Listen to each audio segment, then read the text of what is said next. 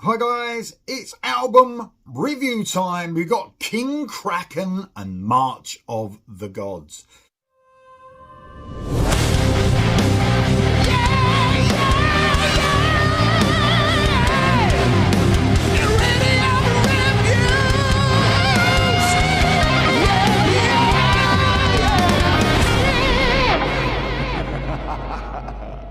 Before I get onto the reaction, a big thank you to Marty and the Bad Punch. Sent me some stuff through the post this week, your goodies, including this brilliant t-shirt. The third album from this brilliant band is out now, came out last month. A bit of classic rock, a little bit of bluesy rock as well. A great album, check it out, and thanks to the band for sending me that. Okay, King Kraken, March of the Gods. So King Kraken, a Welsh band. This is their second album. Their debut came out in 2023. So this album's been released on the 18th of April.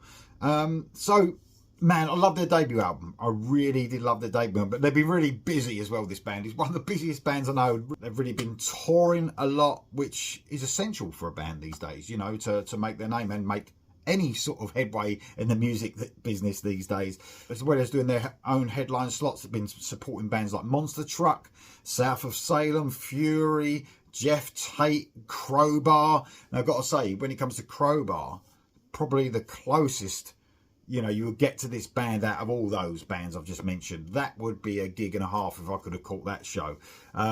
So festivals as well, headlining the Station 18 festival. Then they appeared at Bloodstock Stone Dead festival, which is a brilliant heavy rock and metal festival. So this band, I've already mentioned Crowbar. So yes, they've got that clutch Crowbar, a bit of Down, the brilliant Down band. You know, all those bands sort of melded into one, a bit of bluesy groove metal, I would say, with a bit of a southern edge for sure. I hear that anyway in certain songs. We will get onto the songs in a minute. But compared to the debut, and I really like that debut that came out in 2023, this is much more focused. Although that was a great debut, this is like such a great step up. And that's what you want from a band. You want it to get better, of course you do. And for me, this is right in my wheelhouse, even more than the first album. It's tight. It's full of that energy and aggression they had on that debut, but it's much more focused songwriting and standing performances from everyone in the band. But we'll go through the band members. You've got Mark Donoghue on vocals. He's got a real grit to his vocals and aggression as well. And he's got this sort of bluesy sort of tone. He can really turn that on and off as well, which is brilliant. You've got Adam Healy on the lead guitar. I mean, man, this album's heavy.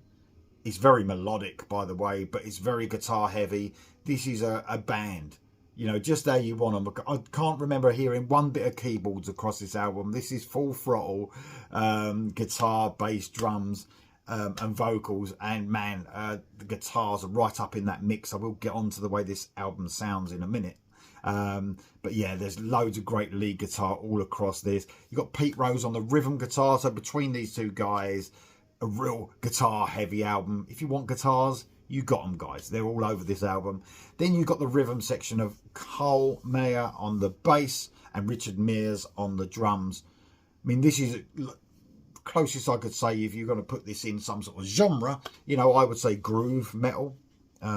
Without the harsh vocals, by the way. There was a few instances, I suppose, of more aggressive vocals on the first album, but they're sort of taken away more on this album, which is definitely more of me, a bit of me, because it's just, you know, I love vocals and singing, and that is right in my wheelhouse, like I said. But the rhythm section, man, on this is so tight. I think they've all stayed together from the first album, so we've got no band members left. It seems like they're really on an incline to, you know, to really be popular, so could really understand. I hope they really stay together as a band. That would be great. So how does this sound, this album? Well, it's produced by a guy called Romesh Dodengoda, I think pronounce it. It sounds better than the first album. I think he was on the first album as well. It's got a similar sound, but man, he's got a real crunch and bite to this production. It sounds amazing, because there are some real sort of light and shade parts across this album. We'll get onto the songs. So in the quieter parts, in the heavier parts, it's a real It's a real dynamic sort of sound across this album. Let's get on to the song, was the most important thing. And we start off the album with a real banger. It's called Scream. It's like a medium to fast-paced song.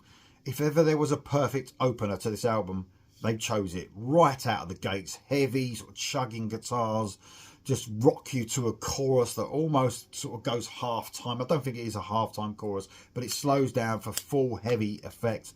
Mark Donohue just blasts out the song's title, and you just really believe every fucking word he says. It's just a really high energy song, a cool sort of bluesy solo from Adam Healy, and we sort of blast our way to the end of the song. It almost leaves you grasping for breath. It's such an energetic and brilliant song. And then we move on to El Giganto, another medium to fast-paced song, and no time is wasted. As those guitars of Healy and Rose hit you so fucking hard. The rhythm section of Maya and Mears is just huge on this song. I love the instrumental section. The band sort of change it up. It's the perfect sort of slight change of pace as we hit the full throttle again for the rest of the song as the song comes to an end. What a heavy and extremely impressive start to the album. And then we move on to the first single that has been released off this album, Berserker. Man, I love this song. I love this song. It's a medium paced metal track, groove laden metal right here. It's just perfect. Guitars swirl and squeal, and drums and bass sound like thunder on this song. Donohue blasts out, "This is the time of my awakening," and it's hairs on the back of the neck when he screams that out. I feel a slight southern groove as well, I think, across this one. It's an excellent song. The next track I want to talk about is another single, March of the Gods, and of course the title track. This song really sums up the album, really. It's a monster of a track that just sort of grabs you by the neck and just doesn't let go, especially that solo section. Sort of bluesy metal riffs sort of keep the rhythm in that section. Man, they cut through beautifully. Some really great double kick by Mears on this track. Hard-hitting groove metal for sure. And then we sort of slow it down a little bit for the single Hero. Man, I love this. This is a beautiful song that sees the band sort of tackle grief at the loss of a parent. But of course we could all probably relate it to something if we suffered a loss. It's a really nice bluesy journey. It sees you pulled in musically, but especially lyrically. I'm not a massive lyric guy, but this really hit hard, this one. Donohue belts out, "I am my father's son," and I feel every single part of that lyric, especially as I lost my dad a few years ago. It's a real heartfelt solo, just tops off a bluesy ballad, and it's the perfect placement after all the heaviness we've had so far. A classic song right there. Then I want to talk about Preacher. It's an almost Sabbathy, slightly doomy track, this one. Sort of slow to medium pace, really emphasises the cool dampened string riffing that goes on this song. We get a very cool chorus that again feels very sort of doomy, slightly doomy riffs. We hit a very cool fast-paced instrumental section. I love that this band really mix it up during their songs, like really keep you on their toes. Absolutely amazing. Then I want to talk about the 8th track on the album, Magnus Opus. The band's groove is in full force on this track. It's a cool sort of evil sounding riff in the chorus, sounding like something like, you know, Down would come out with. Again, the rhythm section is just on fire throughout this song. This is one of those deeper cuts, I think. It feels like a deeper cut that just kicks you right in the balls. Anyway, moving on to the next track I want to talk about, Chainsaw Savior. This was a single. I think this was the first single they brought out off this album. Again, this sums up the band, King Kraken up, surely. This maybe is a song, you know, if someone said to you, like, you know, I want to hear a King Kraken song, maybe this is the sort of thing that you could introduce to this band, because it really sums the band up. Bluesy guitars, tight and thunderous rhythm sections, and of course Donohue just spitting out those sort of aggressive but really melodic tones at the same time. The perfect interpretation of the band. And then I want to talk about track 10, Under the Sun, the last track. That's such a cool album closer. We get those almost sort of psychedelic sort of effects on the clean guitar parts on the verses. And again, a slight southern feel, I think, in the chorus.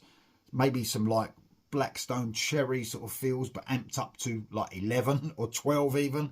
It's raw, it's a little bit sludgy, it's a bit bluesy. One of my favourite tracks on the album. So guys, this band are amazing. I think I've covered every single off this album as they came out, and every one of them has been amazing. King Kraken fans are going to love this album. They've probably already got it. But for me, a big step up from the already great debut. But man, what an album. Check it out, March of the Gods, King Kraken. It's available everywhere now. You won't regret it, guys. Let me know what you think. Let me know if you got it in the comments below. See you soon.